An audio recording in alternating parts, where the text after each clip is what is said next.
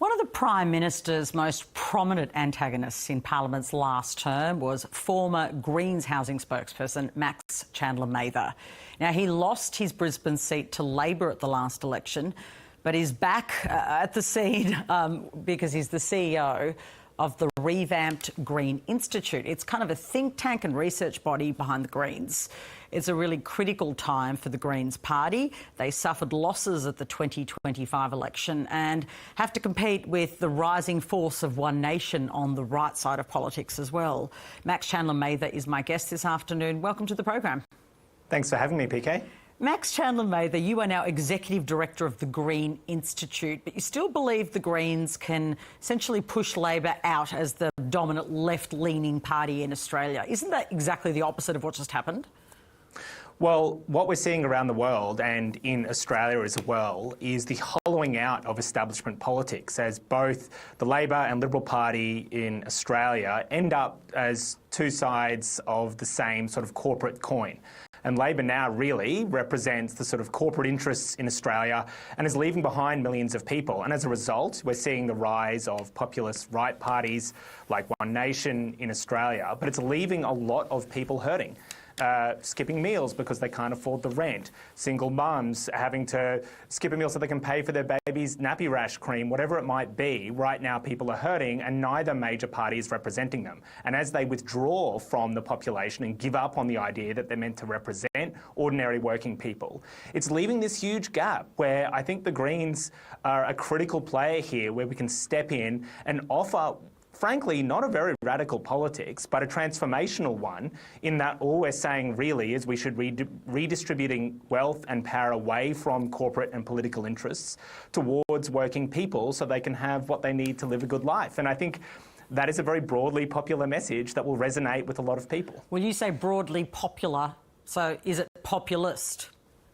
Well, it's populist, yes, in the sense that it is popular. And I notice sometimes some people in the sort of corporate and media establishment will cringe at the idea that we should have a populist politics. But I would say that's core to what a democracy is. Because for too long, really, so many of the policies pushed by the mainstream political parties, in particular the Labor and Liberal Party, have not been very popular with the electorate. I'll give you an example. Labor are refusing to tax gas corporations, despite the fact that everyone from far-right One Nation voters to super left-wing radical socialists all want to tax gas corporations, but the Labor Party has decided to stand up with corporate gas interests. They're cutting disability services. They're not spending enough on public housing.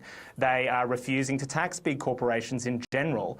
All of those things are very popular, and that is a populist politics in that it represents ordinary people. And I suppose the question around populism is sometimes what appear to be very simple solutions, but actually life is a little more complex and sometimes simple solutions don't resolve the problem. That's the critique of populism, isn't it? I think one of the tricks, and I watched this happen over the last 3 years, is one of the ways the political establishment, especially the Labor and Liberal Party, will avoid doing things is they'll claim, well, it's just too complicated, you wouldn't understand. But on some issues, it really is quite simple. If we want to fix the housing crisis, we need to build public housing the way this country used to and stop giving money to wealthy property investors. If we want to get enough revenue in this government to make sure that we can give people what they need to live a good life, make sure big corporations pay their fair share in tax. So let me challenge you because that's fun and I know you enjoy it too. So if you're going with, well, what's popular, and I accept just for the purpose, because I can't fact check it unless we have a big referendum, but I accept your argument about gas, right? Yeah. One thing that appears to be quite popular is a hard line on asylum seekers, boat turnbacks. Does that mean you should accept that? No, because we also have principles, right? But I suppose what I'm saying... That's very popular. Like, if you want to go with this is the majoritarian view, then that's where you land.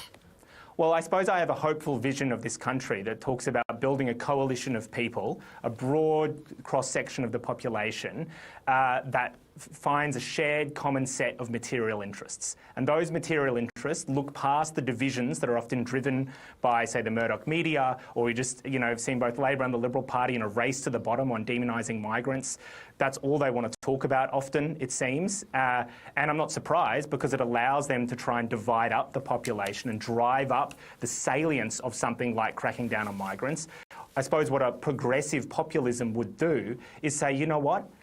There is actually more that unites us than divides us. That a working class One Nation voter who is a landscaper has more in common with a first generation migrant in Inala than they do with a politician or a bank CEO. And what we'd say is that we can build a hopeful politics on the basis of recognising that shared interest and using that as a power to force the political system to start going after those who are making our lives worse. Okay. And that's large, big corporations, the supermarkets, the banks, ripping us off. Let me just ask a couple of other questions. And if you're just tuning in, Max Chandler-Mather, who of course was in the Parliament for the Greens, but is now the Greens Institute CEO, and he is my guest. What are the Greens doing wrong at the moment, in your view? Well, one of the observations I made out of coming out of the last 3 years was, as we started to challenge these corporate interests, what became very clear was just how powerful they are, and that's, I suppose, an obvious point. But they wield power via the two major political parties. They donate enormous amounts of money to them. They rely on those parties to attack parties like the Greens when we're trying to push for change, but also the huge, vast networks of lobby groups and large corporations who often spend a lot of money trying to attack parties like the Greens because we want them to pay more tax, for instance, or we want to make people's lives better at their expense. And it was clear that we didn't have a big enough movement. We just don't. And certainly one of the things that I think we need to do better at, and what we want to do through the Green Institute, is start building the infrastructure of a mass people-powered movement. Because historically, the only way we've got any meaningful change is not through a particularly effective or clever politician. Problems are solved when ordinary working people come together and wield collective strength and power. That's a very different direction from the Greens, and has been an ongoing debate, as you know. The Greens, of course, founded as an environment movement party. You're talking about a class-based movement. A lot of the people, and I'm just going to say it because you know it to be true, that vote for the Greens are in very affluent upper-class clusters of the community. They are not in the poorest suburbs. Is there a disconnect there? Not at all. If you look at it, actually some of the biggest voting cohorts for the Greens are financially stressed people, so people in the highest rates of financial stress, but also renters. 20% of all renters in this country vote Greens. It's basically double our average national vote. And yes, it's a broad coalition. Yeah, you can be a high income earner and rent though, right? But you can also be in a lot of financial pain. You can be earning over $100,000 a year, but take it from me. I was door knocking in Inala over the weekend as part of trialling our big social survey that we're going to roll out through the Green Institute. And I chatted to someone who was earning over $100,000, but they had a lot. Their rent had just gone up. They had 4 kids. They said that their biggest stress is that they didn't have enough money to go on a holiday and buy Christmas presents for their kids.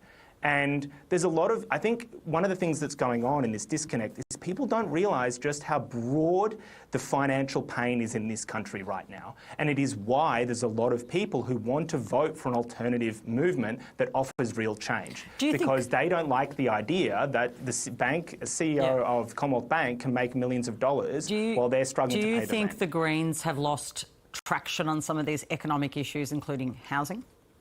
No, I think it's a very difficult debate because, we're confronting some extremely powerful interests. Now, who loses if we make the housing system fairer? The big banks. The big four banks on any average year will make $40 billion in profit every year. They have a lot to lose. We've got them donating lots of money to the major political parties. And I think there's this also ideological commitment from the major parties to the way the housing system works right now. Challenging that is hard.